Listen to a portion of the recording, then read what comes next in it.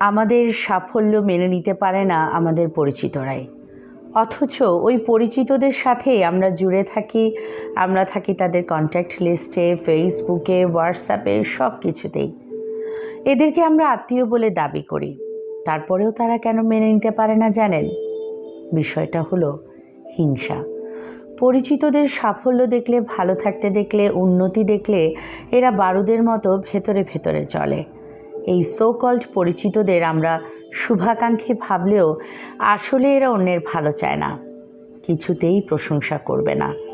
মনে করুন আপনি ভালো গান করেন, একটা ভিডিও করে সোশ্যাল মিডিয়ায় পোস্ট করুন, কোনো রিয়্যাক্ট ওদের থেকে পাবেন না, অথচ ওই ব্যক্তি সোশ্যাল নেটওয়ার্কে অল টাইম পড়ে আছেন। আপনি হয়তো ভালো চাকরি পেয়েছেন, সেই আনন্দ সোশ্যাল মিডিয়ায় শেয়ার করেছেন। দেখবেন আপনাকে যারা চেনে না তারা আপনাকে অভিনন্দন জানালেও এরা কিন্তু আপনাকে অভিনন্দন জানাবে না। আমাদের পরিচিতদের মধ্যে কিছু মানুষ কী চায় জানেন? আপনি উপরে উঠুন, তার থেকে বেশি সফল হবেন না, তার থেকে বেশি সুন্দর হবেন না, আপনি তার নিচে থাকুন। এরা চাইবে আপনি সারা জীবন দুঃখে থাকুন। আপনি সাফল্যের গল্প না করে তার সাথে আপনার দুঃখের কথা শেয়ার করুন। চাইবে আপনি তার করুণার পাত্র হয়ে বাঁচুন। এসব দেখেই এই পরিচিতরা খুশিতে থাকে।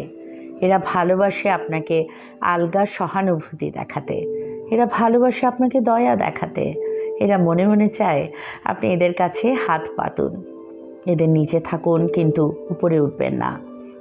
এই যে আপনারা এত বড় ফ্রেন্ড লিস্ট বানিয়েছেন, মানে ফ্রেন্ড লিস্টে যাদের জায়গা দিয়েছেন, সত্যি করে বলুন তো, সামান্য আপনার একটা ছবিতে কজন লাইক কমেন্ট করে?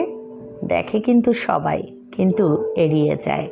অথচ ওই ব্যক্তি অন্যের পোস্টে নিয়ম করে নিয়মিত লাইক কমেন্ট শেয়ার করেছেন।